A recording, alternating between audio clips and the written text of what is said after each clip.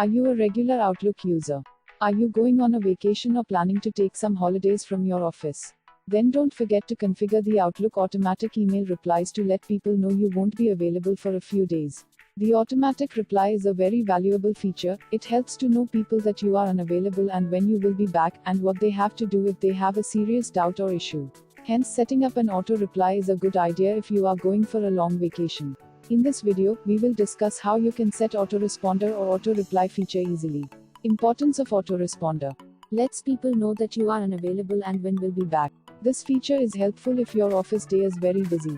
Helps an employee what to do if he or she has a doubt. Besides these above 2 points, there can be several reasons depending upon the office environment and work condition. How to send automatic replies using Outlook. When you're planning to go on a vacation, you can configure automatic replies in a number of ways, but the option that offers the most flexibility is the desktop version of Outlook. It is very simple to configure the Outlook autoresponder. We will complete this process in 2 main steps. First, you have to create a custom template. Creating a new rule. So, let's begin. Creating a custom out-of-office template. In this step, we will create a template consisting of an email that you want to send the people. Open Outlook, go to the Home tab and click on the New Email option. Now type the subject. Let's say I am on an unofficial vacation, then type the message. Example: Hi, I am currently unavailable or away from the office, on a vacation. I will return back on Monday, August 17, 2020. If you have some doubt or issue, then you can contact my manager. Thanks, Shari. Once you are done, then go to File tab and click on Save As option. Give your template a name, that is Vacation Template Email. Now from the drop-down option of Save As type choose Outlook Template option. Off. Select the desired location and click on the Save button. Creating a new rule. In this step, we will create a new rule from the Rule and Alerts option.